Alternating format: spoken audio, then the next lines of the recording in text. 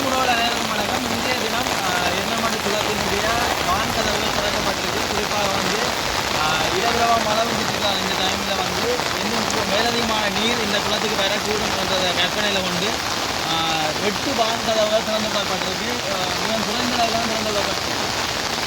இது வந்து ஏற்கனவே தெரிஞ்சிருக்கு. முதலமைச்சர் அனுபவப்பட்டிருக்கோம். திறந்து விட லேட்டானதால் ரோட்டால் எல்லாம் நீர் வழிந்தோடி இருந்தது. ஸோ இந்த முறை சரியான டைமுக்கு திறந்து விட்டுருக்காங்க. ஸோ அந்த வீடியோ தான் பார்த்துட்டு இருக்கீங்க.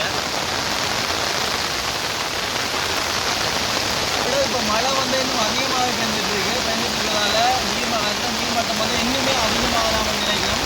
ஸோ அதால் தற்போது வந்து மிக குறைந்த அளவில் திறந்து போயிட்டிருக்கக்கூடிய இந்த வான் கதவுகள் இன்னும் கொஞ்சம் நேரத்தில் சில வேலை மேலதிகமாக திறந்து விடப்படலாம் என்று எதிர்பார்க்கப்படுகிறது. பாப்போம்.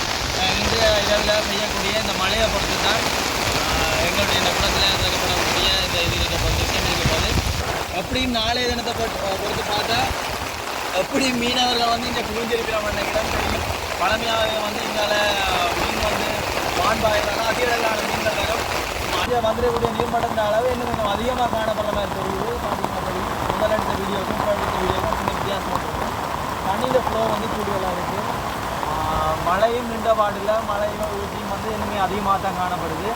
தொடர்ச்சியாக இன்னும் அங்கே ஒரு 8 கதவு இருக்குது. அந்த கதவுகளும் திறக்கப்படலாம் என்று நம்பப்படுகிறது. பார்ப்போம் என்ன நடக்குதுன்னு சொல்லி. என்ன இருந்தாலும் மழை வந்துட்டாலே ஒரு ஜாலிதான். அதுவும் இந்த மடுக்குலாம் திறக்கப்பட்டுன்னு சொல்லிட்டுன்னா இன்னுமே சந்தோஷமான ஒரு விடயம் தான். அருகில் உள்ளாக்களுக்காக இருக்கலாம், தூரத்தில் உள்ளாக்களுக்காக இருக்கலாம், எல்லாருக்குமே பார்க்குறதுக்காண்டி நிறைய இருக்கணும். நல்லா மழையை அடிச்சுட்டு இருக்கு. என்னடா ரெயின்கோட்டை போட்டு வந்து நனைஞ்சிட்ருக்கான்னு யோசிப்பீங்க.